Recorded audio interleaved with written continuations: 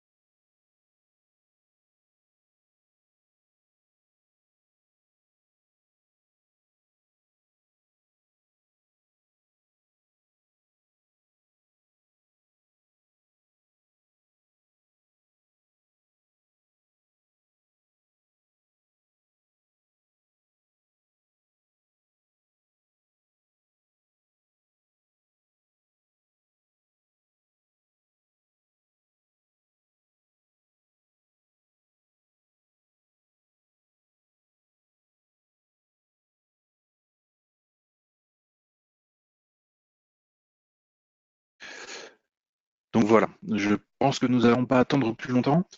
Donc, bienvenue au workshop d'avril 2019. Je suis Brice Simbaud, je suis en charge du service client France, donc avant-après-vente, avant-vente, après-vente. Certains d'entre vous m'ont sans doute déjà contacté pour des demandes de support ou des études de projet. Aujourd'hui, un sujet assez vaste. On va essayer de le couvrir en un minimum de temps. Le Virtual Smart Node. On va essayer de couvrir 3 aspects de Virtual Smart Node. Premièrement, où le trouver, à quel endroit le télécharger, etc. Deuxièmement, comment le mettre en route. Je vous donnerai juste un exemple de configuration, mais chacun peut utiliser son propre support de machine virtuelle. L'enregistrement de ce smart node sur le cloud, et enfin la gestion des licences liées au smart node.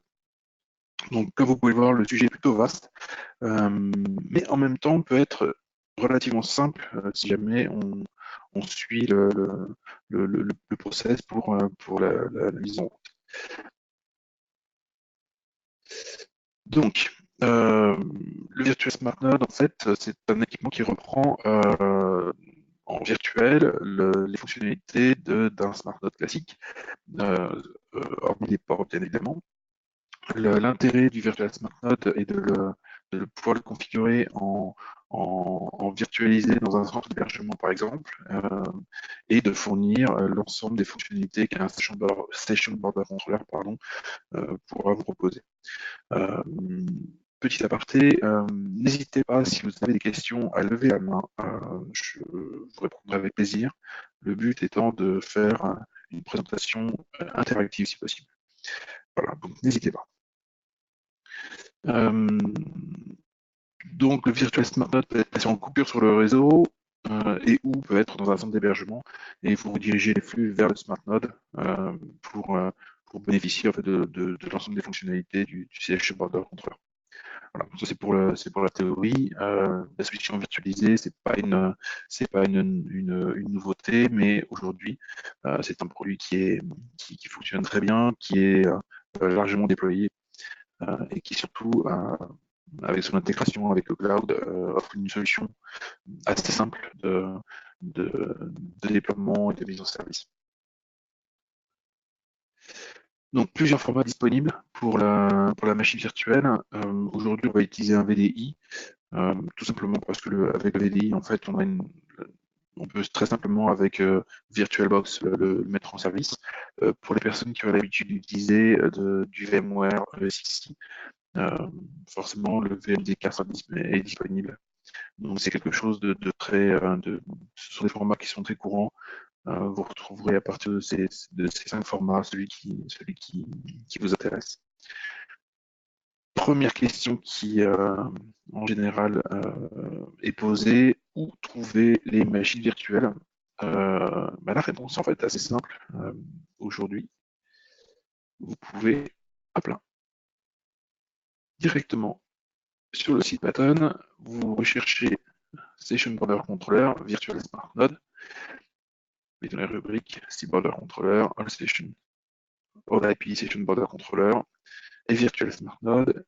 Là, vous avez donc une petite présentation du Virtual Smart Node et tout en bas de cette page, vous avez les images directement accessibles. Donc vous pouvez le retrouver soit par l'intermédiaire, soit par le site du support, soit par la page sur le site. Donc, sachant que vous retrouvez les formats que l'on a vus précédemment, le VMDK, le VDI, un format Xen qui est en VMDK aussi, voilà. Proxmox pour ceux qui utilisent. Donc aujourd'hui, j'ai moi-même utilisé le VDI, j'ai téléchargé le VDI version 3.15.2, la dernière version disponible. C'est la version la plus simple à utiliser, sachant que comme on doit l'intégrer dans le cloud, il faut penser que on doit avoir une version récente de la machine virtuelle. Si vous utilisez des versions inférieures à 3.13 par exemple, vous ne pourrez pas les monter dans la machine virtuelle. Sachant que l'idée aujourd'hui, c'est d'installer une machine récente. Donc j'imagine que vous n'allez pas aller chercher une version ancienne. Celles des versions récentes sont disponibles de toute façon sur le site. Donc voilà, vous pouvez télécharger votre VDI. Une fois que votre VDI est chargé, vous pouvez lancer votre gestionnaire VirtualBox Oracle VM. Voici le mien.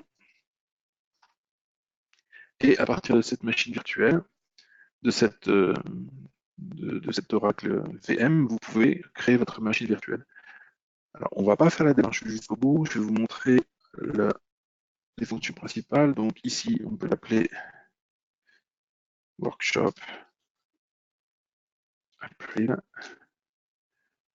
Donc on choisit Linux, c'est un Ubuntu 64.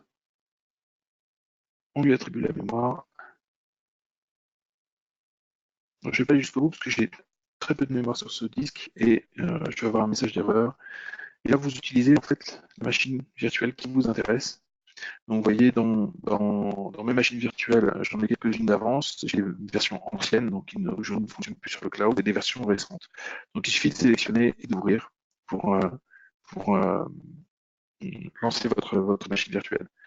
Alors, je ne le fais pas une nouvelle fois parce que je vais avoir une erreur de partage. Donc, si je fais une erreur de partage, en fait, vous voyez, je vais avoir une erreur d'image. Donc, une fois que la machine est active, chacun a besoin de faire sa propre configuration par rapport à son architecture.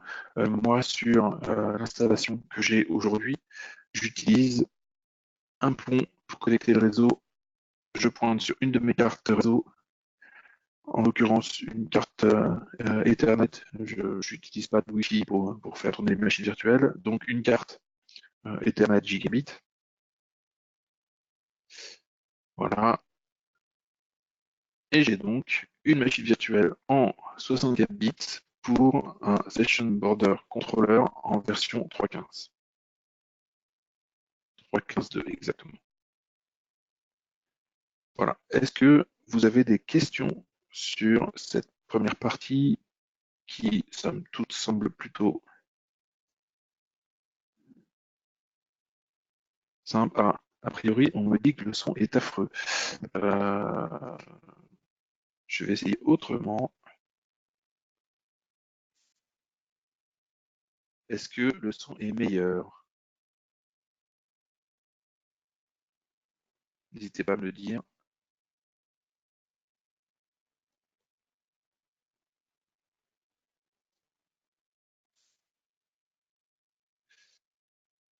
priori non.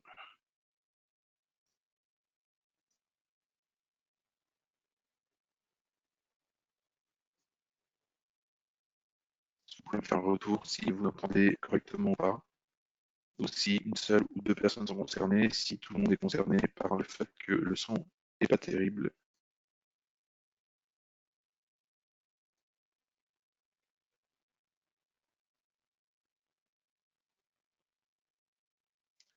Je vais rapidement changer.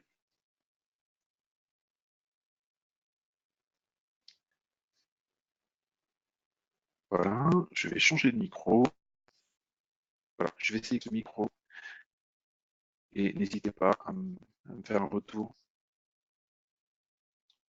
si avec ce son, ce micro, vous avez une meilleure qualité.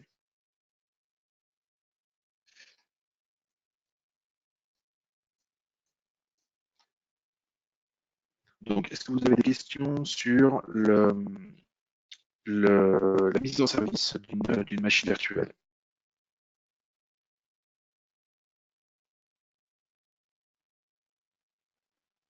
Ah, je suis désolé, a priori, le son, quel que soit le micro, n'est pas bon. J'ai pas beaucoup de solutions. Ok, écoutez, on revient à l'état initial.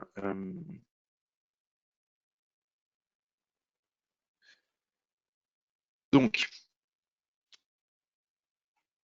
la mise en service de la machine virtuelle. Première chose à faire, en fait, en vous mettant en route une machine virtuelle, comme vous pouvez le voir, nous avons sur la VirtualBox, nous avons une machine qui est prête. La machine peut être démarrée. Donc, je l'ai ici, cette machine démarrée. Donc, ici, c'est la machine version 3.15.2 qui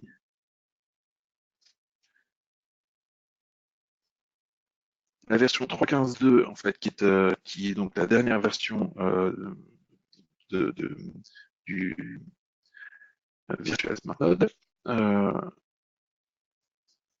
Le clavier étant voilà.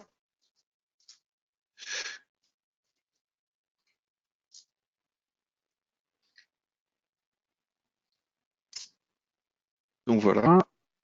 Ici, vous êtes donc sur votre smartphone virtuel avec les mêmes fonctionnalités que le smartphone classique. Donc, si jamais vous voulez voir les configurations, vous allez avoir une configuration qui sera identique. Donc voilà, comme vous pouvez le voir, la configuration est identique. Euh, cette machine-là, aujourd'hui, donc est active, elle est up, elle a une adresse IP locale, mais elle n'est pas accessible encore par le cloud. Donc, je vais vous ouvrir le cloud. Voilà, une session cloud.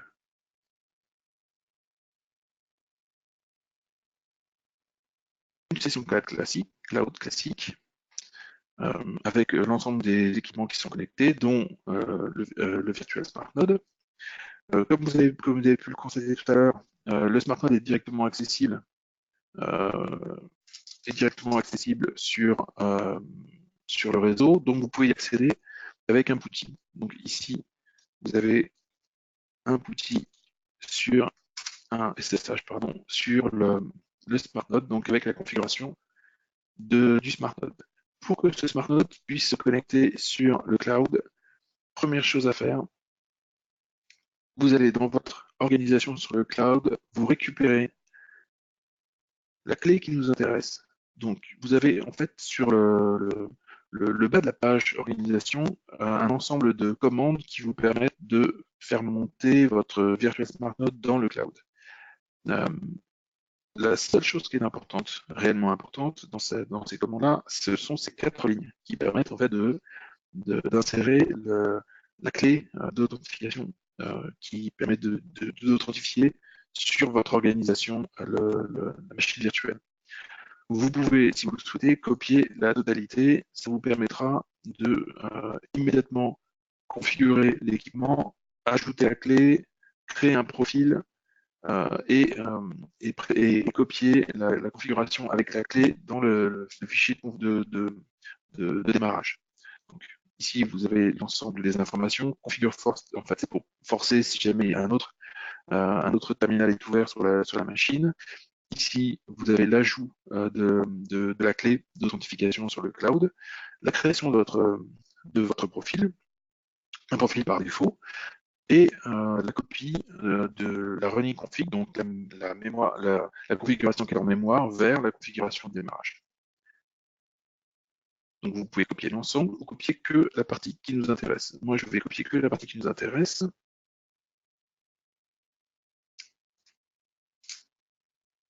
Voilà.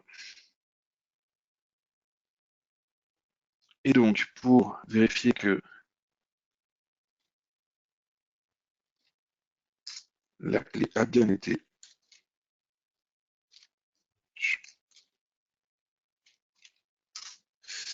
voilà. Donc, la clé a bien été prise en compte. Donc, à partir du moment où la clé a été prise en compte, quand vous retournez sur le cloud, dans les équipements, vous allez avoir, hop, voilà, un équipement qui est monté, donc c'est celle-ci, 274. 274, voilà. C'est donc la machine virtuelle qui est montée dans le cloud et qui est active. Avec la dernière version du firmware, 3.15.2, 19.042, donc la toute dernière. Et là, vous avez donc une machine qui est presque prête à fonctionner. Pourquoi presque prête à fonctionner? Chose importante, il faut euh,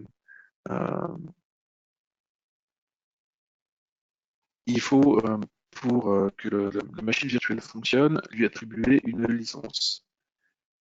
Donc, une licence machine virtuelle. Donc, nous allons jeter un œil au pool de licences. Alors, je ne rentre pas dans les détails sur la gestion des licences. C'était le sujet d'un workshop précédent. Aujourd'hui, en fait, on fait du pick-up dans les différents workshops qui sont passés. Je ne reviens pas sur le fonctionnement du cloud. Je ne vous réexplique pas la totalité du fonctionnement du cloud. Je ne vous réexplique pas la totalité du fonctionnement ni du provisioning, ni du serveur de licence. On va directement sur les sujets qui nous intéressent dans le cadre de la mise en route d'une machine virtuelle. Donc, comme vous pouvez le voir, on a une licence machine virtuelle. Donc, on va regarder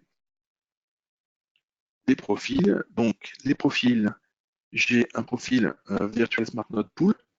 Dans ce profil-là, j'ai donc une licence machine virtuelle, des sessions SIP, un SIP Registar. Je vais modifier mes sessions SIP. Je vais en mettre 8. Voilà. Que mettre de plus? Pour le moment, c'est tout. Le reste, on n'en a pas besoin. C'est le modem. Attention, le modem ne fonctionne que sur les machines physiques et pas sur les machines virtuelles. De même que les licences qui sont propres à l'ISDN, par exemple, qui sont propres à des ports. OK. Donc, on a notre VSN pool et on retourne donc sur la gestion des licences. Eh bien, c'était celle qui était par défaut, donc elle a été automatiquement appliquée à la machine. Si jamais on a vu une autre licence par défaut, comme une licence qui permet juste de se connecter sur le cloud, il aurait fallu l'attribuer. Bon, là, en l'occurrence, la licence, le profil VSN Pool est mon profil par défaut. Donc, automatiquement, a été appliqué sur la machine. Donc, vous pouvez le voir, on a 3 licences actives. Les 3 licences qui sont actives, on le verra sur la machine, mais ce sont les 3 licences que l'on a vues tout à l'heure dans notre profil. Donc, SIP Register, SIP Sessions, Virtual Machine Instance. Et si jamais vous regardez les SIP Sessions, on a donc 8 sessions SIP possibles. Voilà. Donc, on a, grâce à tout ça, une machine virtuelle qui a démarré. Donc, on l'a créée. On a créé à partir du VDI une machine virtuelle. On l'a démarré. Le DHCP local lui a attribué une adresse. On a pu se connecter sur la machine. Donc, on se connecter en SSH ou directement à partir du terminal du VirtualBox. Moi, je préfère le SSH. Donc, en SSH, on a ajouté la clé dans la machine virtuelle, la clé qui permet à la machine virtuelle de venir se connecter et de s'enregistrer sur le cloud. Ensuite, nous sommes connectés sur le cloud. Petite vérification du matériel, voir si jamais la machine est bien montée. Dans ces cas-là, on le voit tout de suite, la machine est online. Et attribution de la licence à la machine.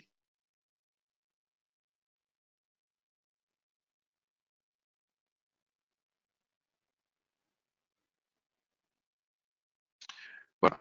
Est-ce que vous avez des questions sur la mise en route de la machine virtuelle?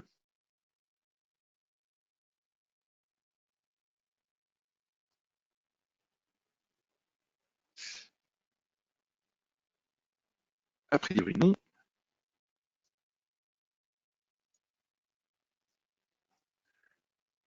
Donc, point important, bien sûr, la licence. Vous ne pouvez pas faire fonctionner votre machine virtuelle si jamais vous n'avez pas appliqué de licence. Les licences sont des licences qui sont attribuées par le cloud. Ce ne sont pas des licences qui sont physiques sur la machine. Donc, il faut faire une demande de licence. Vous pouvez les attribuer de la même manière euh, que n'importe quelle autre licence par l'intermédiaire du serveur de licence. Dernier point, on a une machine en fait qui est fonctionnelle, qui est donc active, qui est montée sur le cloud, sur lequel on attribue une licence. Maintenant, on peut la gérer de la même manière que n'importe quelle autre machine. Donc, pour la gérer de la même manière que n'importe quelle autre machine, en fait, on va passer sur la partie provisioning. Et comme vous pouvez le voir, au même titre que n'importe quelle machine physique, on peut gérer le provisioning de la machine virtuelle. Donc ici, le provisioning, c'est juste une simple connexion, mais on peut très bien avoir un provisioning pour machine virtuelle sur un serveur de provisioning externe.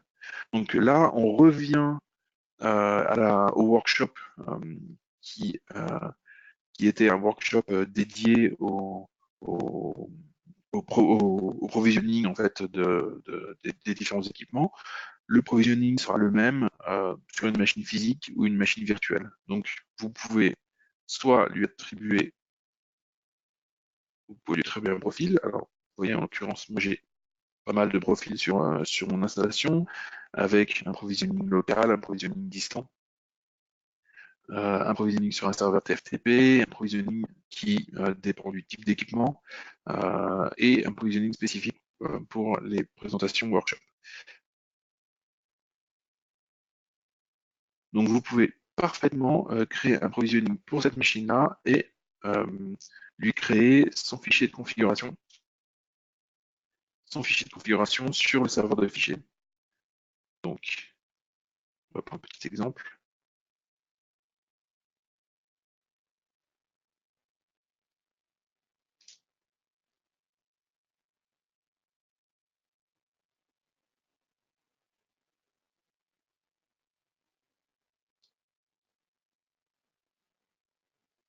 Alors, fichier, provisioning.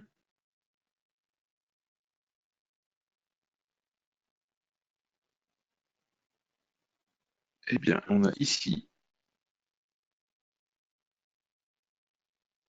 un fichier qui s'appelle workshop.txt. On va regarder le contenu, mais a priori, c'est un fichier qui permet le démarrage d'un virtual smart node. Alors, il est attribué un numéro particulier. La clé est la bonne.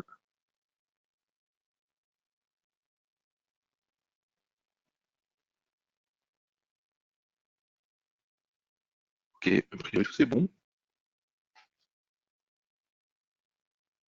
Donc, on peut attribuer en fait ce fichier-là, j'aurais pu sortir par ça d'ailleurs. On peut attribuer ce fichier à notre machine virtuelle. Donc, on va le copier.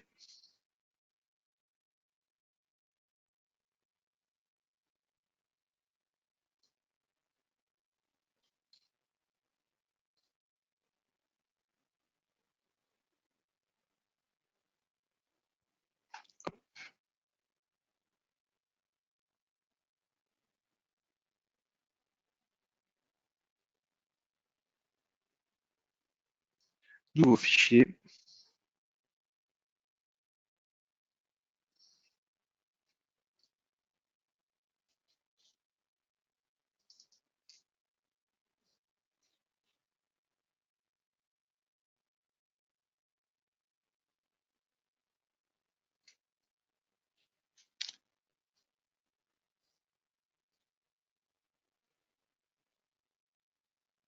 C'est pas un fichier virtuel. Vous avez les ports ISDN dedans. Donc voilà, et le principe sera le même de toute façon. On sauvegarde.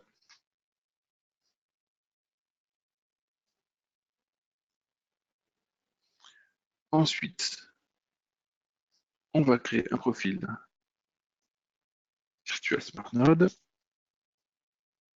On le met pas par défaut.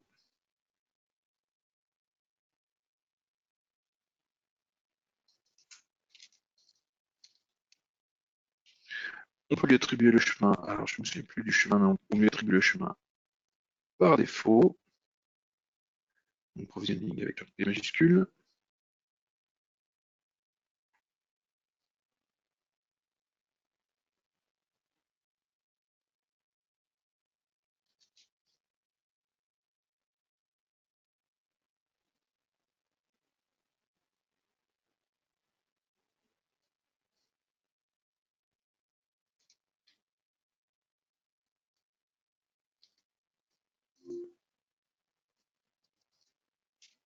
Voilà.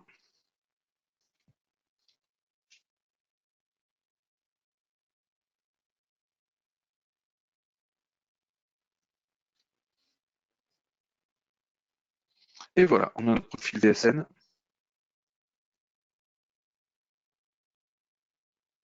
avec l'équipement et on peut lui attribuer le profil pour qu'il puisse charger sa configuration. Voilà. Nous avons fait le tour de la configuration de la machine virtuelle. Donc, comme vous pouvez le constater, c'est quelque chose qui est relativement simple. Donc, si je résume, téléchargement de la machine virtuelle directement à partir de la page Virtual Smart Node sur le site de Baton ou à partir du site du support. Une fois que vous l'avez téléchargé, vous choisissez votre gestionnaire de machine virtuelle, donc VMDK, euh, euh, Oracle, peu importe. En l'occurrence, moi j'ai utilisé un VDI, plus rapide à monter. Vous montez votre VDI, peu de caractéristiques pour la machine virtuelle, hormis indiquer que c'est un Linux 64 bits, et vous lui attribuez quand même suffisamment de mémoire pour qu'il puisse fonctionner. Même si vous indiquez un kernel différent, ça sera fonctionnel. C'est juste pour optimiser le fonctionnement de la machine virtuelle. Une fois que vous avez démarré votre machine virtuelle, vous allez sur le site sur le cloud et vous récupérez la clé. Vous récupérez la clé dans l'organisation afin que l'équipement puisse venir se connecter sur le cloud. Donc la clé est ici.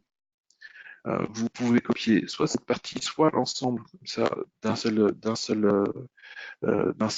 copier-coller sur le terminal. Vous allez faire l'ensemble des fonctionnalités nécessaires pour que la machine soit prête. Vous copiez ceci directement dans le terminal de la machine virtuelle. La machine est donc prête, elle est connectée sur le cloud. Phase suivante, une fois que la machine est connectée, il suffit de déclarer la licence. Donc, dans le serveur des licences, attribuer à la machine virtuelle que vous avez créée le profil, en l'occurrence, moi c'est VSN Pool, mais le profil qui contient les licences pour les machines virtuelles. Donc là, vous avez une machine qui a démarré, qui s'est connectée sur le cloud, sur laquelle vous avez attribué vos licences. Et enfin, une fois que vous avez démarré, si jamais vous voulez la gérer par le serveur de provisioning, vous allez créer son fichier de provisioning et vous copiez sa configuration dans le serveur de provisioning. Voilà. Et là, vous avez une machine qui est 100% fonctionnelle et prête pour test ou production. Voilà. Pour les mises à jour des machines virtuelles, pour le moment, la mise à jour ne se fait pas par un update sur le matériel. comme on pouvait constater sur les équipements précédents. Je vous montre. Alors ici, je n'ai qu'une machine démarrée, mais je vais vous montrer les caractéristiques. Alors comme vous pouvez le voir, on peut gérer la machine virtuelle au même titre qu'une machine physique. Donc on peut voir, on peut voir les derniers provisioning effectués, les licences, sa localisation, etc. et gérer les fonctionnalités comme n'importe quelle machine physique.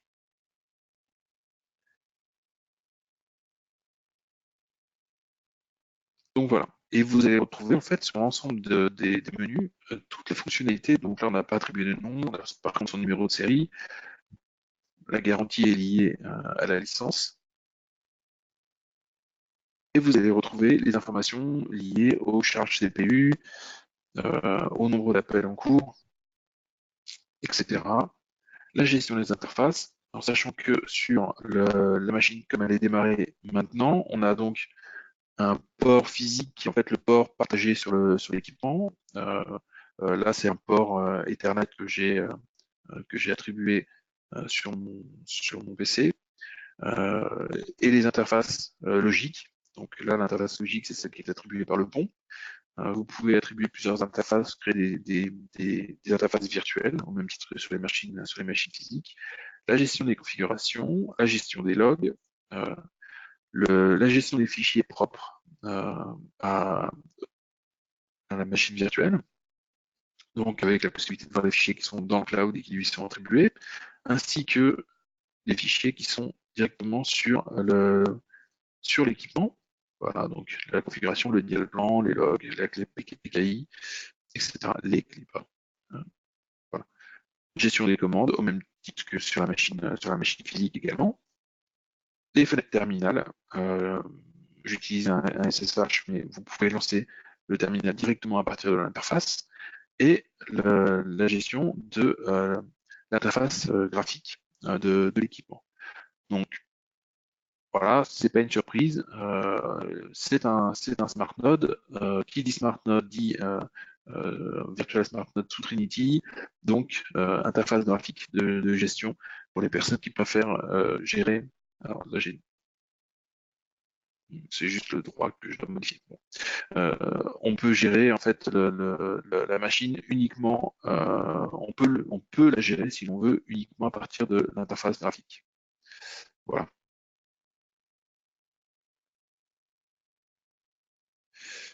Donc je ne sais pas si vous avez d'autres questions.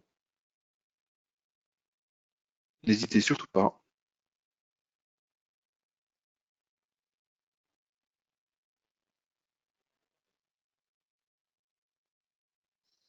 Donc pas de questions.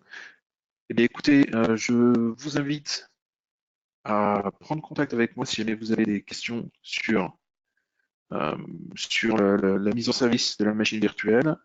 Si jamais vous faites un test et que vous rencontrez des difficultés, n'hésitez pas, vous me passez un coup de téléphone ou vous m'envoyez un email. Je me ferai un plaisir de vous répondre. Retenez juste une chose, la machine virtuelle, en fait, vous pouvez la trouver directement sur le site de Patton. Vous n'êtes plus obligé de la demander au support technique, vous pouvez la télécharger directement. Le téléchargement vous permettra de récupérer la dernière machine, la dernière version. Euh, et vous pouvez la monter assez facilement sur le cloud. Donc, vous pouvez en parallèle faire une demande, si vous n'avez pas encore accès au cloud, de faire une demande d'accès 90 jours directement sur le site Patton. Vous avez juste un email à remplir pour faire la demande de 90 jours. Et puis, vous pouvez télécharger votre machine virtuelle. Ça vous permettra de vous faire une idée du fonctionnement de ce SPDC virtuel. Voilà. Pour toute autre question, n'hésitez surtout pas à m'envoyer un message. Voilà, écoutez, je vous remercie d'avoir participé à ce workshop et je vous invite pour le prochain workshop dernier jeudi du mois. Donc, suivez les invitations. Vous allez recevoir des invitations par email. N'hésitez pas. Et puis, selon le sujet, n'hésitez pas également à me préparer des questions je serai là pour y répondre, bien sûr. Voilà, je vous remercie et je vous souhaite à tous une bonne journée.